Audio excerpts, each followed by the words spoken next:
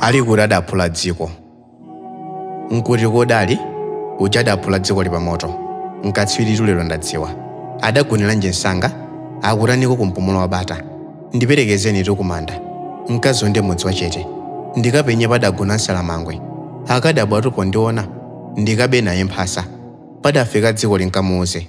Nkamusimbire zakwacha. Ndalama ija alusiye kupanganika. Idagwa molilitsanzika. Nyunga zake zidaguka. Akatsitsaru msozi ndidziwa. Nkaone michonya. Ija idagonatu ndi chimfine. Ikandiululire. Chidagonatu kuseli kwa ndale. Nkawauze akadziwe. Wawo rodasiyambire nsamuko. Chidali chibayo kodi kapena litsipa. Bwanje simudaoneke ngati makobiri amulili. Ali kuti mankhwala munchaboma chipatala. Sungafunse rumwadala. Uyedzeka moyo pa msampha. Nkamupenye uja adaphula dziko. Ulemu nkamupatsa aliko. Dziko lonse lidamutame ali moyo. Nkamudziwitse zomwe lidachita fuko. Pokopeka ndi za andale nthano. Nalelekaso dziko lija pamoto. Polipereka m'manja mwa amaliwongo. Ndiperekezeni kudondo. Kwaseza mphangala pa nsambo. Ndikaone padagona aluso.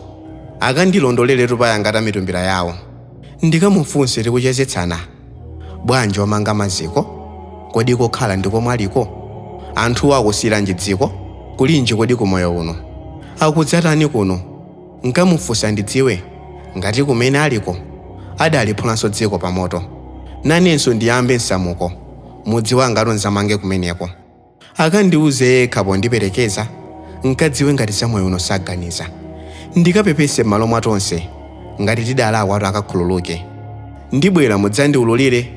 Kodi dziko lija mudaphulira chani mudzandiuze. Musadzandinamize kuti ndimbedza ndi ukonde. Poti pamoto sungalimbe. Ndilozereni kunkhadze. Ndikalilire pa mtumbira wake. Nkamudziwitse dziko adaphula lija lidafika pachimake. Moti likadakhala ndi khonde. Ambiri akadakatambalala panja kuti mphepo tiwapite. Ikadakhala galu la dzikoli yolira mafuta kuti iyende. Omwe aduliramo ikadatchuna tuzilumika maere. Nkakakumana naye nkagwira mwendo wake ndikulira. Nkamuuze nzika zija zazindikira. Sindikabisa nkapita. Nkawasimbira akadziwe. Kuyankhulitsa kwathu ndi kusimbwa. Mtima wati yese zina. Wati walitsa tukadzutsa kumwa. Kodi mukudziwa chakwera? Nkawafunsa za chitupa. Sungati chaka chino ndi chilima. Ulije tiyogulira yuleya. Ankati mtengo utsika. Loko maruri dzasimba.